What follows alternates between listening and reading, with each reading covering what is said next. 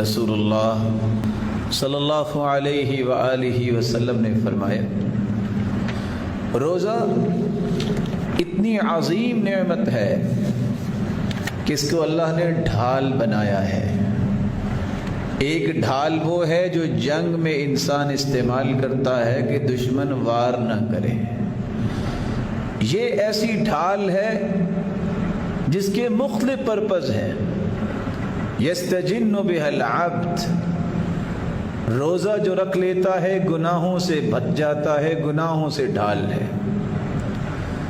روزہ جو رکھ لیتا ہے یستجن بها العبد من الشیطان، شیطان کے سامنے یہ ڈھال ہے، شیطان اسے ورغلاتا نہیں ہے۔ روزہ یہ ڈھال ہے، اللہ کے عذاب کے سامنے ڈھال ہے، اللہ کا عذاب اس تک نہیں پہنچے گا۔ روزہ ڈھال ہے، کتنی مضبوط ڈھال ہے، اللہ کا عذاب اس تک نہیں پہنچے گا اور آگ کی حرارت بھی اسے نہیں پہنچے گی۔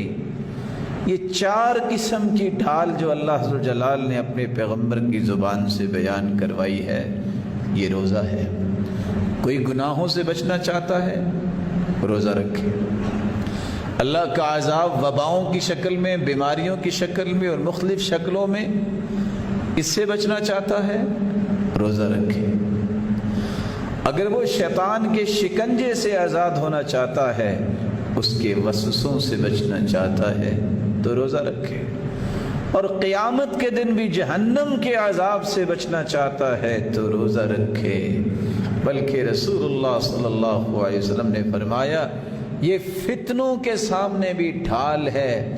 کسی کی جان میں فتنہ ہو، بندہ نیک نہیں ہے، فتنے میں پڑا ہے، اس کی اولاد نیک نہیں ہے، فتنہ آ گیا، اس کی بیوی نیک نہیں ہے، فتنہ آ گیا، اس کے پاس مال نہیں ہے یا ہے تو حرام کا ہے، وہ بھی فتنے میں پڑا ہے، وہ اکیلا رہتا ہے، اس کا کوئی پڑوسی نہیں، تب بھی خوف کا فتنہ ہے، اگر پڑوسی ہے تو وہ نیک نہیں ہے، تب بھی فتنہ ہے۔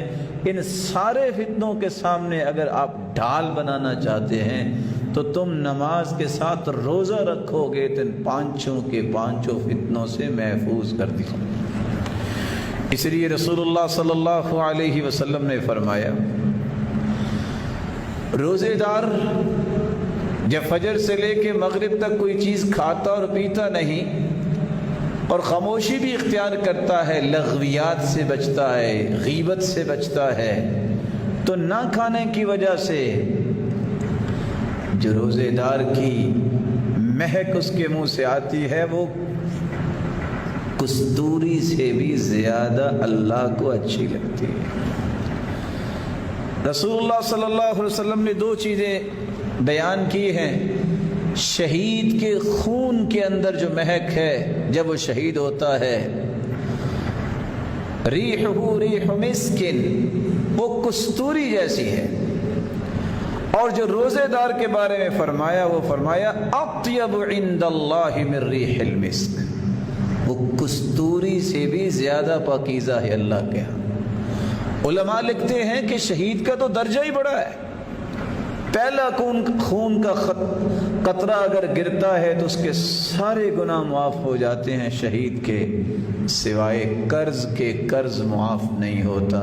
یغفر للشہید کل شیء الا الدین، لیکن روزے دار، اس کی مہک شہید کے خون کی مہک سے بھی افضل کیسے ہو گئی؟ اس لیے کہ شہید ہوتا تو لوگ دیکھتے ہیں، اور اللہ نہ کرے ہو سکتا ہے کہ لڑائی کرنے والے کے دل میں ریا ہو، لیکن روزہ رکھنے والے کا پتہ تو صرف اللہ کو ہے، کسی اور کو علم ہی نہیں ہے کہ اس نے روزہ رکھا ہے کہ رکھا۔ تو اس کے اخلاص کی وجہ سے اور ریاکاری سے دور ہونے کی وجہ سے اللہ ذو الجلال نے اس کے منہ کی مہک کو شہید کے خون کی مہک اور کستوری سے بھی زیادہ پاکیزہ بیان کیا۔